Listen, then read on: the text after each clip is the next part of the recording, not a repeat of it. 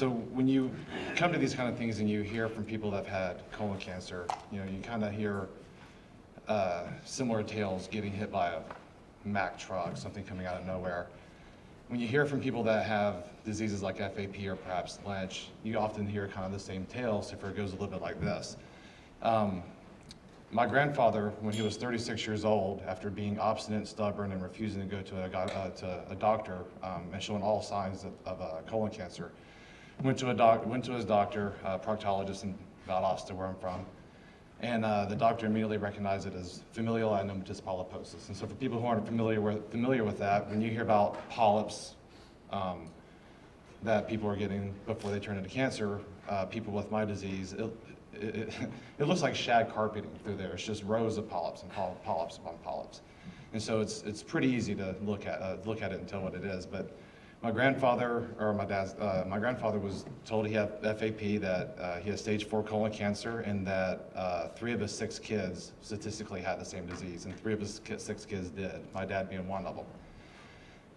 And so what tends to happen is you have this one cancer event, and if you're I don't want to say lucky, but if you're fortunate, I guess, or you have a medical team that can follow with this family history and start getting the better care. And that's what's happened. There's been this evolution of care through my family. So my dad had his colectomy. I had my colectomy. My brothers are just with the family. And we all had pretty good care.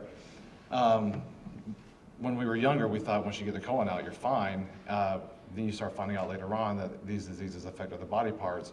And so a few years ago, so when I was about 35 years old, I was doing research. I had lived a normal life. I'd had my colectomy. I'd gone 20 years, done everything normal people do. No one's ever walked up to me and said, "Hey man, you look like you don't have a colon."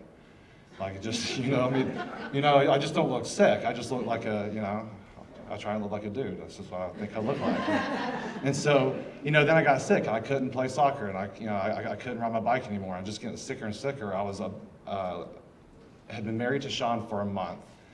My dad had been dead for a year from issues related to FAP, and I was the same age as my grandfather.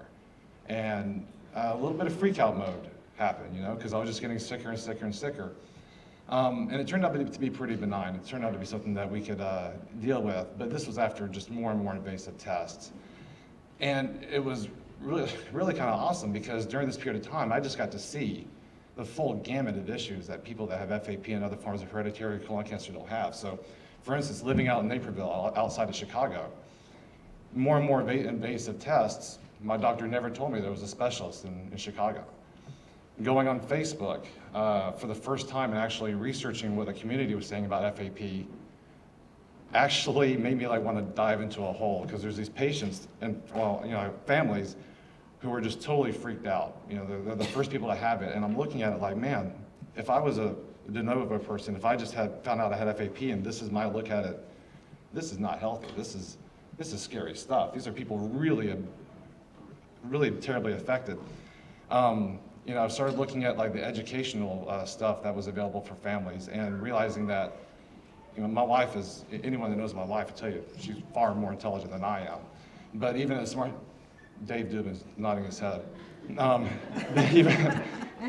But even as intelligent as she is, her literacy level for health information is not as high as the people that are often writing it. And so when you start off with something like autosomal dominant conditions, you lose your patience. And so when we came out the other side, I just had this appreciation for all these little things that families need. They need education that they can understand, because if you don't have that, if you can't own your information and discuss it in the way that your family understands it, they're not going to listen to you, and you're not going to be able to pass on this information. If you can't advocate for your care, you're not going to feel better. You're not going to have hope that there's something better. If you can't communicate in this community, these diseases are rare. If you can't communicate in this community, where do you draw from support if you can't find someone else that has FAP or Lynch or juvenile polyposis or these other conditions? And so I quit chemistry and started this organization. We originally were the Familial Adenomatous Polyposis Foundation, because I was rather myopic and that was the only thing that existed in the world to me. And then started developing these resources that I found were useful for a bunch, for the whole host of hereditary colon cancer syndromes, and broaden our umbrella to the Hereditary Colon Cancer Foundation. And so it's just Sean and I. We work our rear ends off, and we develop educational resources. We're starting family days so that families can interact with medical professionals at centers of excellence. We put together a list of centers of excellence so that people can find, you know, Dr. Anand and find Dr. Weber and not have to have such a hard time searching for good, you know, quality care. We starting support groups around the country and just doing all the kind of low-hanging fruit, all the things that should have already been done. I mean, these diseases didn't show up yesterday. They've been around for a long time. I mean, St. Mark's has been studying this since the 20s, you know, and yet we still don't have groups for these people. So, you know, we're just trying to do the things that are going to help people out, and that's kind of my little story. Great.